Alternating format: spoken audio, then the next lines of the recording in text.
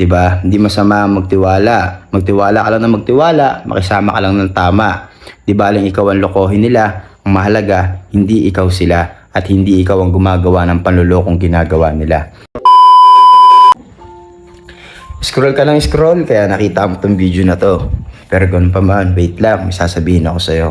Ikaw ba tong taong to? Ikaw ba yung taong laging kwento ng kwento sa mga taong pinagkakatiwalaan mo patungkol dyan sa personal na problema mo?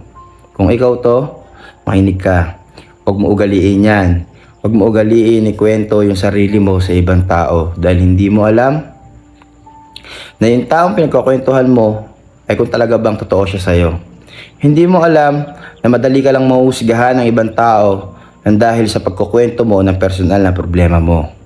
Ito ang palagi mong tatandaan. Bukod tanging ikaw lang naman ang makakasolusyon dyan sa pinagdaraanan mo. At isa pa, tandaan mo, privacy is power. Kung sa malihim kang tao, hindi masama yun. Kung sa malihim kang tao, isa lang ibig sabihin nun.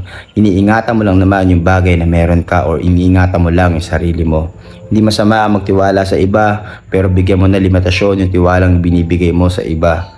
Dahil yung mga taong yan, the more na marami silang nalalaman patungkol sa'yo, marami rin silang magiging dahilan para sirain yung sarili mo. Marami silang nalalaman sa'yo, marami silang masasabi patungkol sa'yo. Kaya kung ikaw tong taong to, sana nakatulong sa itong bidyong to.